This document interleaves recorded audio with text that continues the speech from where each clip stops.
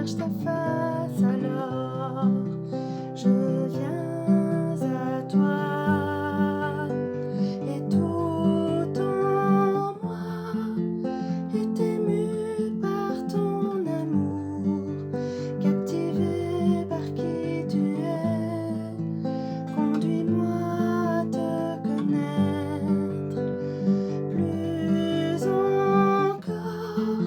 Je veux m'approcher de toi, laisser mes peurs derrière moi. Seigneur, viens toucher ma vie à nouveau.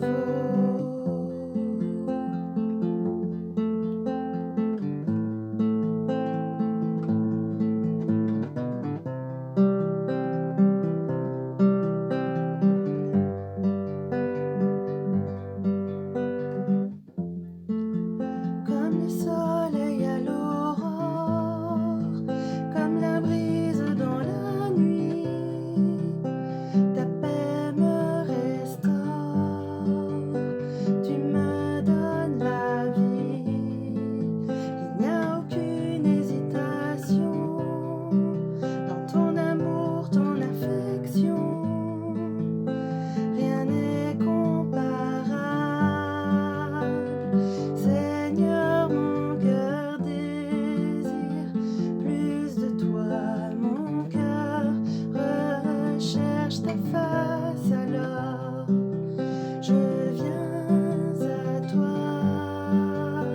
Et tout en moi est ému par ton amour, captivé par qui tu es.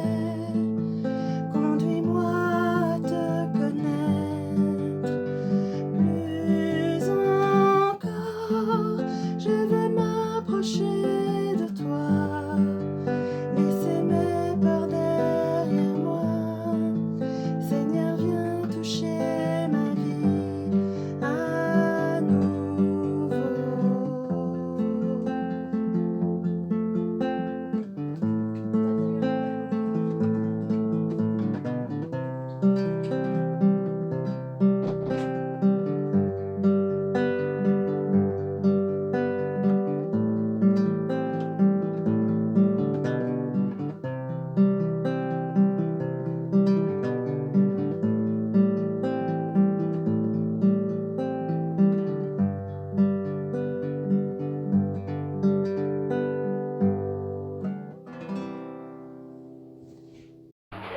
Je suis presque désolé que les enfants s'en aillent, parce qu'en plus on va parler d'un héros de la foi de l'Ancien Testament. Mais voilà, c'est comme ça. Hein. Un héros qui a combattu le bon combat de la confiance en Dieu, de la foi. Voilà, combattre en comptant sûr. C'est la question que je termine. Quand je combats, nous combattons tous contre la maladie, contre la mort, contre un emploi, enfin, pour trouver un emploi, pour réussir à l'école, on combat tous. Mais quel est l'esprit de notre combat? Est-ce que je fais le maximum avec tous mes efforts, ou bien est-ce que je compte un peu sur Dieu quand même? Combattre en comptant sûr. Quand vous avez des soucis, ça arrive, hein? À qui pensez-vous? À qui en parlez-vous? Quand vous avez un dilemme, vous êtes en dispute avec quelqu'un, avec qui vous en parlez? Il y a des psychiatres qui ne coûtent pas cher, mais je ne sais pas si c'est la bonne solution. À qui parlons-nous quand nous avons un dilemme avec quelqu'un? Comment résoudre ce dilemme? Quand nous avons une décision à prendre, il y a des décisions dans la vie importantes, avec qui nous essayons de partager cette décision, enfin ce besoin de réponse à une décision importante. Qui est dans le fond mon confident, mon conseiller, celui en tout cas à qui je m'adresse parce que je n'ai pas peur de lui parler, j'ai confiance. Qui est mon référent quand j'ai un conflit avec mes parents, par exemple? Qui est mon référent? À qui je vais parler? Avec qui je vais partager? Quand j'ai un différend avec un copain à l'école, par exemple, ou au travail, avec qui j'en parle? Est-ce que j'en parle? Qui est votre référent quand vous êtes un peu dans le manque de foi? On n'a plus trop confiance en Dieu, on ne sait plus. Qui est votre référent? Vers qui allez-vous? Qui va décider de votre décision d'aller dans ce sens ou dans un autre? Qui? Quand? Comment? Ben, imaginons un instant que vous êtes en face d'un très très grand défi. Par exemple, un grand défi social. Vous avez l'occasion, on vous propose d'être un gradé un peu supérieur dans une société X ou Z. Un choix. Est-ce que je consulte Dieu? Est-ce que je dis, tiens, est-ce que Dieu est d'accord avec ce projet? Si je me lance là-dedans, qui est mon confident? Avec qui est-ce que je partage ces décisions éventuelles? Vous êtes encore à l'école, et voilà, vous arrivez à la fin d'un cycle. Est-ce que je change d'école? Est-ce que je change de cours, d'option? Ça va bien, ça va pas bien? Qui est mon confident? Avec qui je discute de ces choses-là? Vous êtes au travail, vous avez un bon travail, mais on vous propose un autre travail quelque part d'autre, vous allez gagner un peu plus, c'est moins loin ou c'est plus loin en voiture, enfin, avec qui vous partagez ça? Vous dites, bah, je décide, je suis grand assez. Et puis, peut-être vous êtes amoureux de quelqu'un. Pas que vous êtes déjà marié, mais vous êtes amoureux de quelqu'un, ça arrive. Surtout quand on est jeune. Avec qui je parle de ça? Est-ce que j'en parle au moins à quelqu'un? Quelqu'un en qui j'ai confiance? Il y a toujours des grands défis dans la vie, vous savez. Et ces grands défis ont besoin de conseillers. Il y a bien longtemps, mais alors vraiment très longtemps, le premier roi d'Israël, son nom c'était Saül, c'était un fameux lascar. Pourtant, il a été choisi dans les règles de l'art. Nous sommes au Xe siècle avant Jésus-Christ. Un grand bouleversement se profile dans le camp du peuple de Dieu. Le peuple de Dieu a toujours été conduit par des prophètes, des hommes de Dieu, la religion, quoi. Et maintenant, les choses vont changer. Dieu veut établir un roi. Non, ce n'est pas Dieu qui veut. Mais le peuple veut un roi, comme les autres nations. Ils veulent faire comme tout le monde. Et Dieu n'est pas sourd.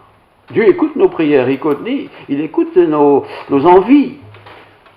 Mais qui faut-il choisir comme roi? Vous voulez un roi? Ben choisissez-le. Mais comment faire? Les candidats, ils ne doivent certainement pas en manquer. Mais qui faut-il choisir? Le livre de Samuel, Samuel c'est le prophète, l'homme de Dieu, chapitre 9, versets 1 et 2, dit ceci. Il y avait un homme de Benjamin, c'est la tribu de Benjamin, nommé Kis. Il était fils d'Abizel, fils de Tséror, fils de Bécora, génération, hein, fils d'Aphiat, fils d'un Benjamite. Quelqu'un de bien, quoi. C'était un homme fort et vaillant, un peu comme moi, quoi. À part qu'il était plus grand que moi. Ça, je sais qu'il était plus grand que moi. Il avait un fils du nom de Saül. Il était jeune et beau, ça c'est pas moi. C'était son fils. Il était jeune et beau. Plus beau qu'aucun des enfants d'Israël. C'est pour ça que c'est pas moi, c'est sûr. Plus beau qu'aucun des enfants d'Israël. Et il les dépassait tous d'une tête. On voit le personnage, plus grand que tout le monde. Il est bien, il est beau, tous les fils sont amoureux de lui, je pense. Les ânesses de Kis, père de Saül, s'égarèrent, et Kis dit à Saül, son fils, « Prends avec toi l'un des serviteurs, lève-toi et va chercher les ânesses. » Il était responsable de ce troupeau, il les a perdus. Voilà, gros problème, gros problème. Le problème, c'est que ce Saül était beau, était grand, noble famille, je dirais religieux, respectant les choses, pas de problème. Mais il y avait quand même des manquements dans sa vie. Nous avons toujours tous, certainement, un manquement ou l'autre dans notre vie. Pourtant, on est grand, on est fort, voilà. On joue bien de la musique, on est sportif, on a tous des qualités, bien sûr, qu'on exerce. Mais parfois, il nous manque quelque chose d'important.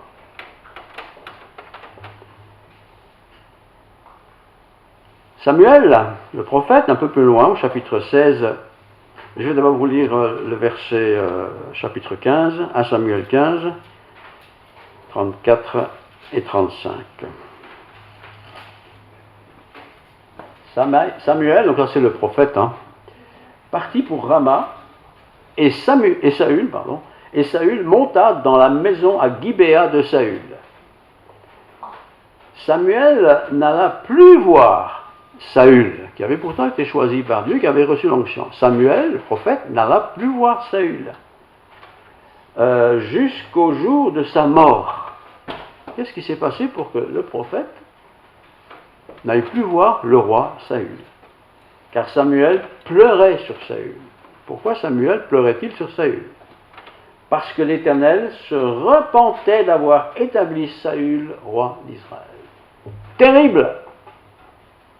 Samuel, l'homme de Dieu, mais vraiment l'homme de Dieu extraordinaire, fidèle parmi les fidèles. Un homme qui, dès son enfance, a été consacré aux choses de Dieu. A oint Saül. Oint, c'est-à-dire mettre l'onction d'huile. Et quand il oint, il a prié pour lui, certainement. Il l'a confié en Dieu. Et Saül était très bien, parce qu'on dit qu'il dépassait tout le monde d'une tête, donc il était très grand, très beau, très fort, très, très important.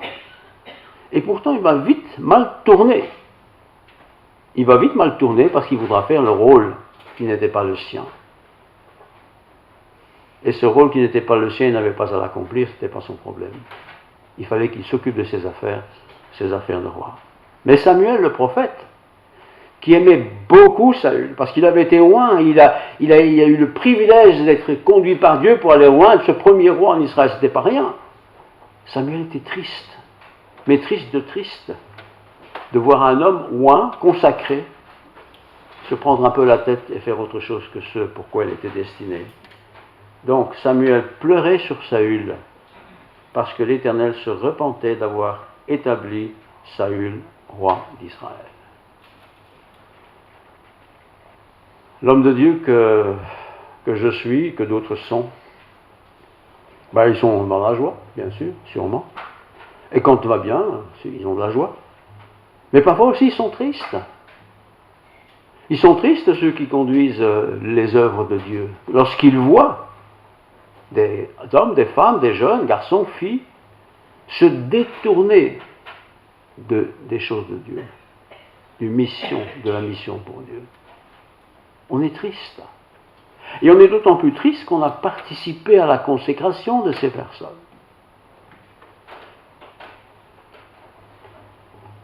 Je relis chapitre 15, versets 34-35.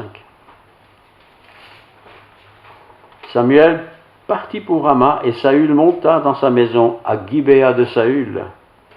Samuel n'alla plus voir Saül jusqu'à sa mort. Il l'avait consacré. Il avait béni cet homme-là. Il l'avait certainement conseillé de mille et mille façons. Mais il s'était détourné de Dieu. Et Samuel ne pouvait plus voir cet homme. Non pas qu'il ne voulait plus le voir, mais il ne pouvait plus de Dieu le voir. Parce qu'il s'était détourné de Dieu. Comme c'est terrible, même dans le cadre de l'Église, d'avoir des gens qui avaient des positions, des missions, ils avaient été consacrés pour des choses.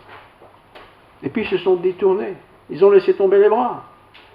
Ils ont abandonné. Comme c'est triste pour l'homme de Dieu de voir ces choses-là. Mais pourquoi ? Et car Samuel pleurait sur Saül. Il n'a pas dit c'est bien fait pour lui. Il pleurait sur Saül, l'homme de Dieu Samuel, parce que l'Éternel se repentait d'avoir établi Saül roi d'Israël. Il pleurait. Vous arrive-t-il de pleurer quand quelqu'un se détourne de Dieu ? Vous arrive-t-il de pleurer quand quelqu'un, franchement, pourtant engagé pour Dieu, tout d'un coup, je ne sais pas ce qui se passe, disparu, non seulement disparu, mais Dieu n'a plus de place dans sa vie, ça arrive, homme ou femme d'ailleurs. Est-ce que nous pleurons ? Est-ce que nous sommes tristes ? Alors bien sûr, Saül, lui, il est malheureux parce que le prophète, qu'il aimait beaucoup en plus, ne vient plus le voir, ne veut plus le voir, ne peut plus le voir. C'est l'ordre de Dieu. Chapitre 17, un peu plus loin, versets 38-39. Je lis. Saül fit mettre ses vêtements à David. Parce que le monde continue de tourner. Hein. Donc Saül fit mettre ses vêtements à David, il plaça sur sa tête un casque d'airain et le revêtit d'une cuirasse. David ceignit l'épée de Saül par-dessus ses habits. Saül était très grand. On imagine l'épée qui est en conséquence. Et il voulait marcher, car il n'avait pas encore essayé. Mais il dit à Saül, merci de tous tes vêtements que tu me donnes, mais je ne puis pas marcher avec cette armure. Je n'y suis pas habitué. Et il s'en débarrasse. Saül, qui avait été rejeté par Dieu, a quand même voulu donner tout son matériel à David. Mais David, c'était pas Saül. David, c'était pas un guerrier. Il s'était occupé des animaux de son père. Il veillait sur ces animaux. Parfois même, il attaquait ceux qui attaquaient ces animaux, très violemment, avec une fronde et des choses comme ça. Mais lui n'avait pas appris la guerre. Il n'avait pas appris les arts de la guerre comme Saül l'avait appris. Bien sûr, Saül sait qu'il est rejeté, et quelque part, il veut quand même que David soit aussi un bon chef. Mais David n'a que faire de ses instructions. Il a un autre maître. Il a appris à se laisser guider par Dieu. Alors, je vous lis, on va lire quelques passages, hein, parce que l'histoire est longue. Chapitre 17, versets 38-39. Saül fit mettre ses vêtements à David, les vêtements royaux, du luxe, hein, les broderies, j'imagine, je sais pas, et plaça sur sa tête un casque d'airain, pour se protéger la tête, et le revêtit d'une cuirasse. David ceignit l'épée de Saül par-dessus ses habits. Il voulait marcher, car il n'avait pas encore essayé, mais il dit à Saül, « Je ne puis pas marcher avec cette armure, je n'y suis pas habitué, et il s'en débarrassa. » Mais savez-vous que quand on est chrétien, et quand on entre dans le service pour Dieu, l'équipement que monsieur et madame tout le monde ont, n'est peut-être pas l'équipement que nous avons besoin. Est-ce que nous avons vraiment besoin d'un smartphone en tant que serviteur de Dieu? Est-ce que nous avons vraiment besoin d'un écran comme ça sur le bureau? Est-ce que nous avons besoin de tout ça? Et tout le reste, hein? C'est une image. Encore. En tant que serviteur de Dieu, qu'est-ce que nous avons besoin? Nous avons besoin d'une bonne relation avec Dieu. Une relation de personnage à personnage. Nous avons besoin des conseils de Dieu. Et nous les trouvons dans sa parole. On n'a pas besoin d'un écran comme ça. On n'a pas besoin du dernier cri du smartphone. D'ailleurs, c'est trop compliqué. Pour moi, en tout cas, ça l'est. On n'a pas besoin de tout ça. On n'a pas besoin de frimer avec des belles voitures. Non, on n'a pas besoin de tout ça. On a besoin du soutien de Dieu. Et quand on a le soutien de Dieu, comme d'ailleurs l'avait David, comme l'avait bien sûr Samuel, Saül l'avait eu, mais il a tout perdu parce qu'il s'est détourné de Dieu. Quand on a le soutien de Dieu dans sa vie, on est fort. On est très fort. David, je continue mon histoire, était pas très grand, alors que Saül n'était pas très grand, alors que David n'était pas spécialement grand, mais il était doué pour utiliser sa fronde. 1 Samuel 9, 2, je vous lis ça, voilà. Il avait un fils du nom de Saül. Saül était jeune et beau, écoutez bien, plus beau qu'aucun des enfants d'Israël. Un canon! J'imagine que toutes les filles étaient amoureuses de Saül, hein, c'est sûr. Ben oui. Mais David, on ne sait pas grand-chose sur lui. Sauf que c'était quelqu'un qui s'occupait des troupeaux de son père. Il était le dernier d'une grande famille. On ne sait pas grand-chose de lui. D'ailleurs, un jour que le prophète est venu, on n'a même pas pensé à faire venir Samuel pour participer à la visite de cet homme de Dieu. J'ai dit quoi? Je vois que vous écoutez, c'est très bien. Ça marche à tous les coups. David, qu'est-ce qu'il avait comme outil pour se défendre? Qui le sait? Une fronde. Et quand le texte dit que quand un animal essayait de prendre une brebis du troupeau de son père, parce que ce n'était même pas son troupeau, c'était lui de papa, eh bien, visait dans la tête et l'animal était à terre. Et l'animal du troupeau de son père était sauvé. David a combattu des lions. David a combattu des ours. Ce n'est pas des petits animaux. Si j'étais là, moi, à sa place, j'aurais pris la poudre d'escampette, mais comme je ne cours pas vite, je me serais fait avoir. Mais David, lui, voulait prendre soin, très sérieusement, du troupeau de son père. Et pour ça, il ne se gênait pas, avec sa fronde, de tuer ces animaux sauvages. Personne ne l'a photographié. Il n'est pas passé à la télé. Peut-être que même dans la famille, personne n'a trop pensé à ça, sauf quand il l'a raconté. Quand il l'a raconté, on l'a même critiqué, on dit, oh, tu es encore en train de raconter une belle histoire. Vous voyez les GSM, c'est ça. Vous êtes en train de prier, ça sonne, puis vous devez arrêter votre prière. Merci pour l'illustration, c'est parfait. Ça tombe bien. Non mais c'est vrai entre nous, hein. Tous ces appareils modernes, vous êtes en train de prier avec Dieu, là, ou en méditation. Ah là là, quelle affaire.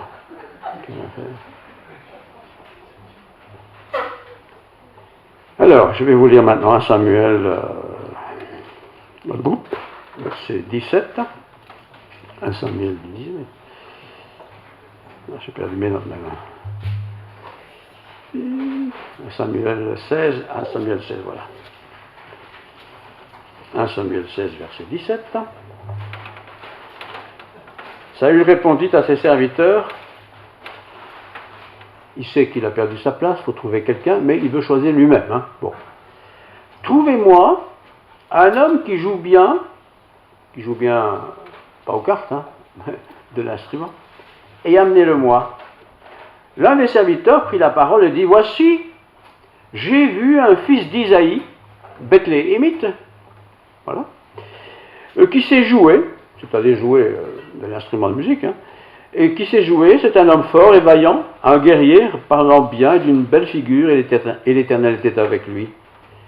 Saül envoya des messagers à Isaïe pour lui dire, envoie-moi David, son fils, qui est avec les brebis.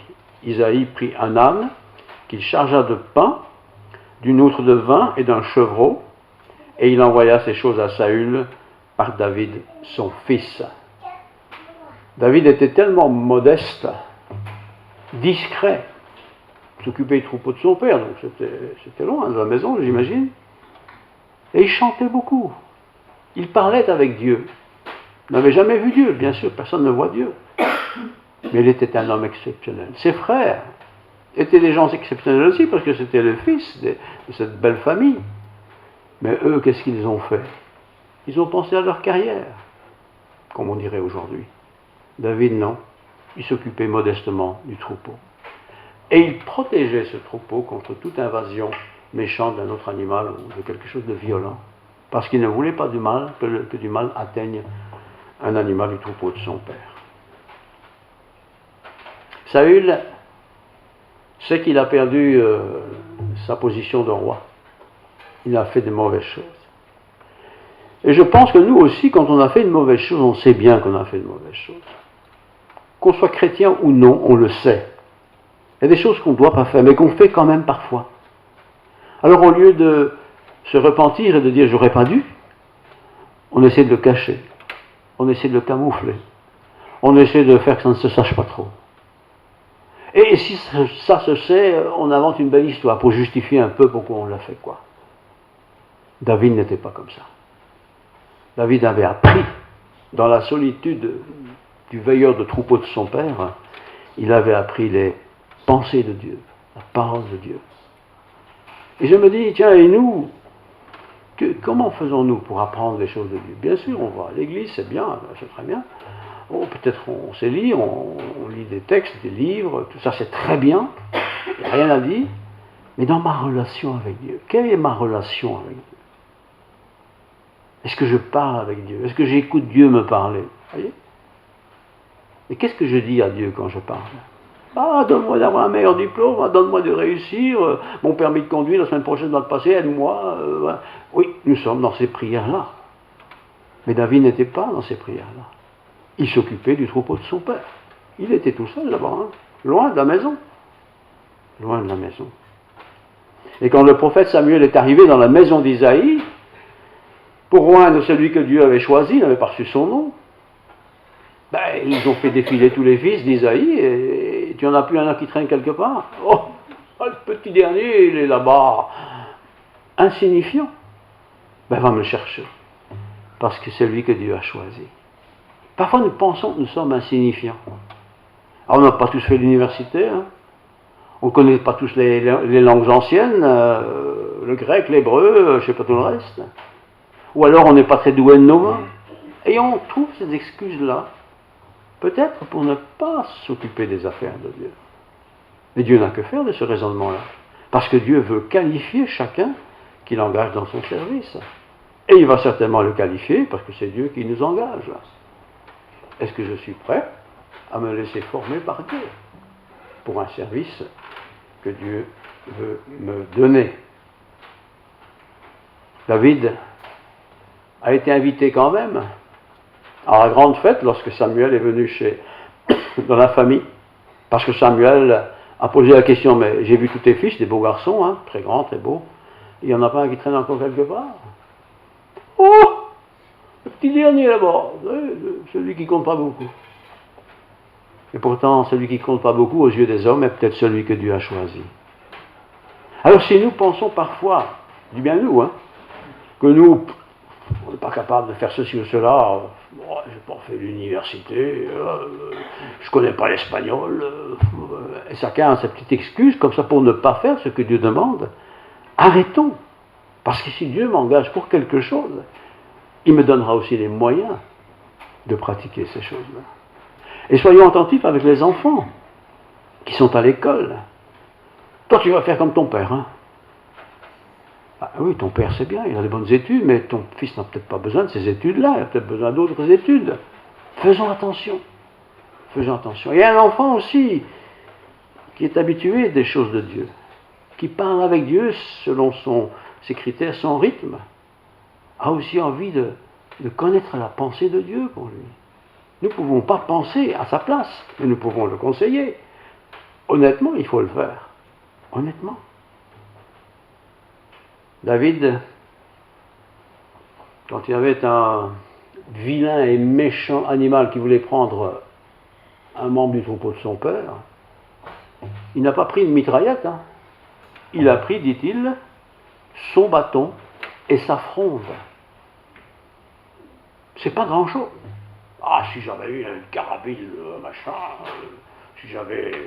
Ils sont comme ça souvent. Si j'avais... Non. Et il est allé à la rivière. Il connaît bien la rivière parce que son troupeau allait voir. Et il a ramassé 5 pierres, des petites pierres, des petits cailloux en fait. 5 pierres. Il n'en aura besoin qu'une. Parce que quand il verra le géant, terrible, fort, grand, plus de 3 mètres de haut, hein, apparemment d'après les spécialistes, c'est un monsieur, hein. Effrayant ça, 3 mètres, vous imaginez, presque le double de moi là. Il a pris sa fronde avec ses petites pierres, en plein dans le front, et il est tombé sur sa face. Quelle grâce de Dieu. Il ne s'est pas dit c'est moi le caïd, hein, non. Il a rendu grâce à Dieu de ce qu'il a pu faire cela. Il a pu faire cela parce que celui qui a osé se moquer du prophète s'était en fait moqué de Dieu. Et David, qui était pourtant souvent seul, avait appris à louer Dieu. Il n'avait pas une grande bibliothèque, il n'avait pas tous ces moyens modernes, mais il a appris à louer Dieu. Et combien de fois il a dû voir l'œuvre de Dieu se faire au travers de son service pour le troupeau de son père. Ce Goliath, il est tombé. C'était terrible. L'apôtre Paul, je vais un peu accélérer parce que sinon le rôti sera trop cuit. 2 Corinthiens 10, verset 4. 2 Corinthiens 10, verset 4. Les armes avec lesquelles nous combattons, c'est pas un revolver, c'est pas une mitraillette, c'est pas tout ça. Les armes avec lesquelles nous combattons ne sont pas charnelles, mais elles sont puissantes par la vertu de Dieu pour renverser les forteresses.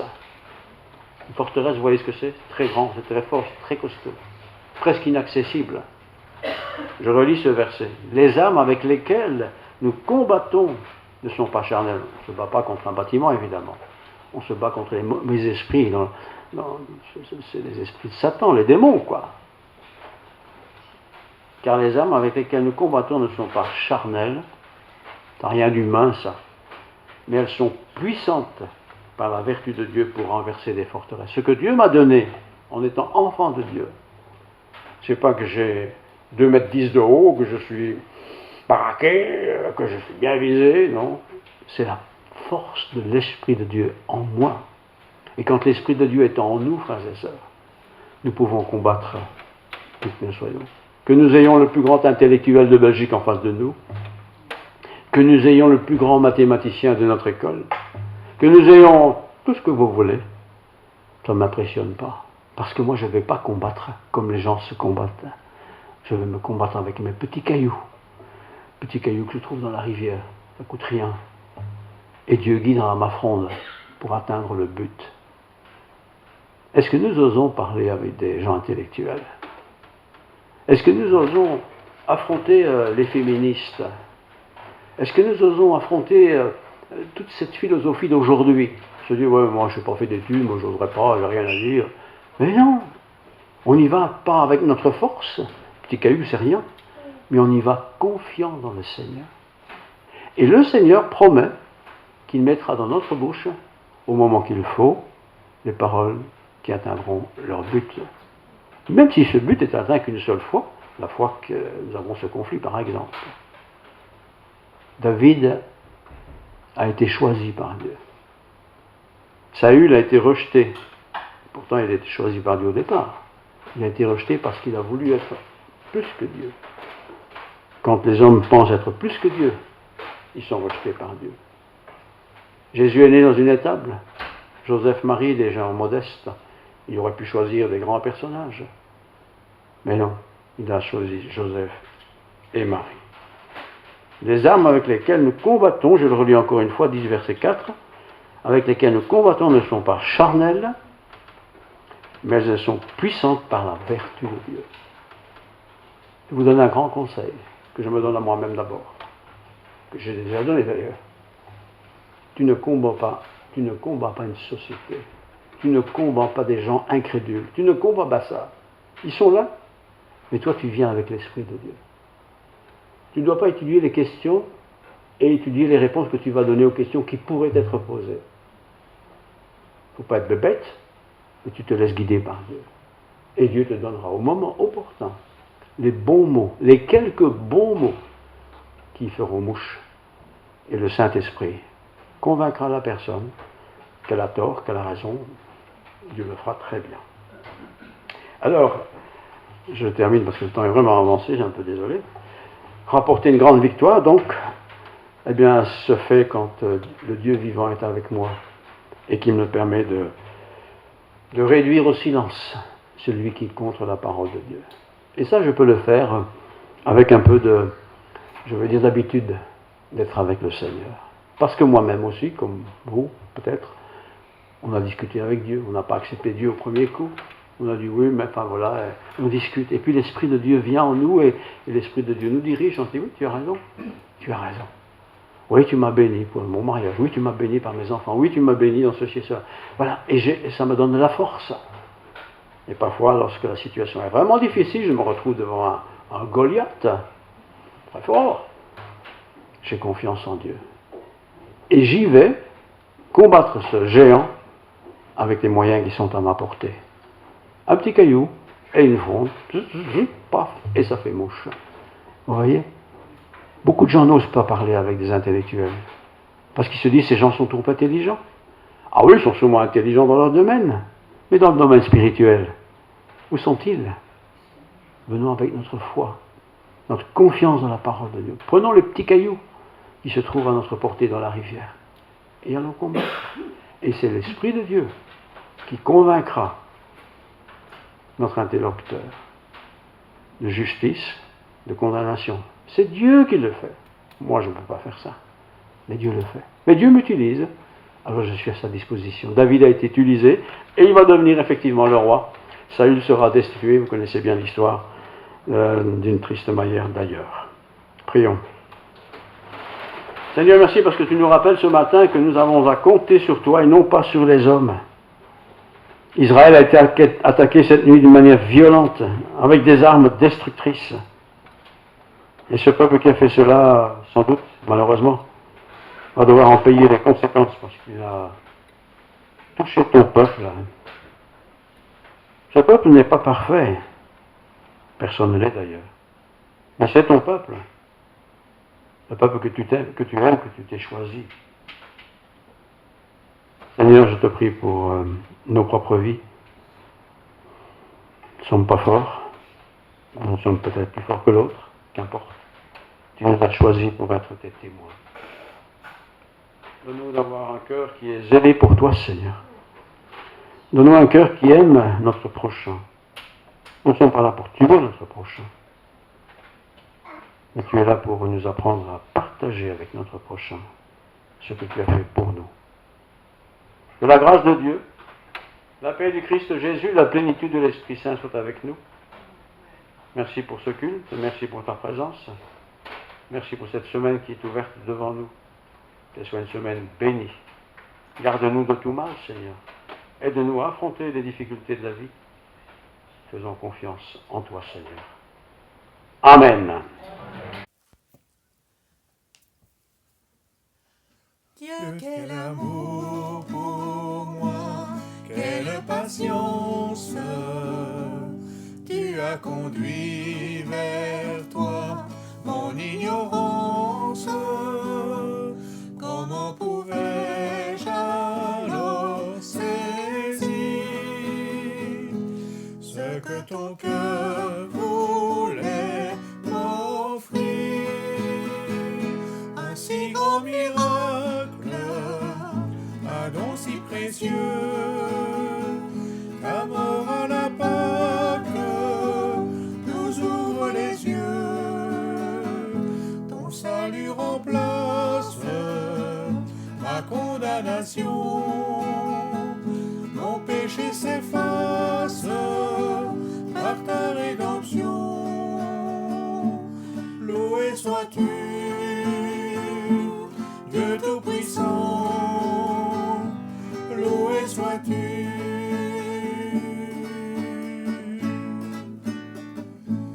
Ça don si merveilleux, comment le vivre sans le répandre à ceux que tu veux suivre sur les chemins où il s'égare, loin de la vie et de l'espoir. Un si grand miracle, un don si précieux,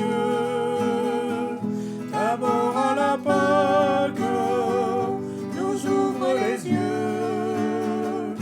Ton salut remplace ma condamnation, mon péché s'efface par ta rédemption. Loué sois-tu,